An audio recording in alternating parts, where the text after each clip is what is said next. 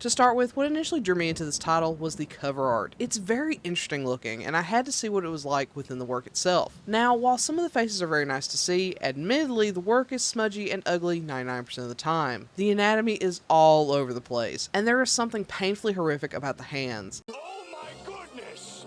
They're long, spidery, and look completely out of place in these character designs. It oddly looks like a bunch of different styles were all cobbled together. The heads are from one, the body from another, and the hands are a whole other beast. It's also in all black and white, which really makes it feel like a nightmarish horror story. That sort of fits the narrative, but barely so. Overall, I hate the style. Moving on to the story, though it isn't voyeurism in the traditional sense, this story very much leverages voyeurism. Much of the story's background and setup is a frame, with Do-won reading and experiencing the painful and toxic relationship between Soo-won and Sung-won. Through Soo-won's narrative submission, it heavily blurs the lines between reality and fiction, especially since Do-won reads it as if it's a novel, though in reality it's a diary with two people he knows very well. Over time, he comes to realize just how real all of it is, and the depravity of his actions while reading it stuns even him. He recognizes what he's feeling is wrong, but the eroticism and emotion in the writing draws him in to the point that he can't deny his wants. It's voyeurism in a far more removed way, but it has the same level of perversion as your standard voyeurism. It's dark and disgusting, but in the best way, and it really sets the tone for the entire work as one of obsession. Soo-won is obsessed with Sung-won, and through his own retelling of his obsession, Soo-won ends up becoming the focus of Do-won's obsession. It almost has a horror vibe to it, like this obsession is something contagious, and it has a weird meta element to it since the core of it is Do-won reading an erotic retelling of someone's experiences, eventually lusting over it himself, which is not unlike us as we read explicit manhwa like this. I don't at all believe that is what was intended, but its tone definitely made me question how different I was from Do-won. It gave me spooky vibes like I was being openly judged, and I loved it. It very much reminds me of Hotaru Dies Tomorrow, but the book character Do-won falls in love with is the version Soo-won depicted of himself in his work. There is a moment where Do-won compares the book version of Soo-won to the real one in front of him, showing how differently Soo-won perceives himself in his writing. He also compares himself to Sung-won, even going so far as to revel in the moment when, during sex, Soo-won calls Do-won Sung-won. This shows just how powerful his obsession is. Being called by the name of someone Soo-won wrote with such love and obsession makes him feel loved and obsessed over. It puts him in Soo-won's story, the thing he fell in love with, and it shows just how far he has fallen for Soo-won.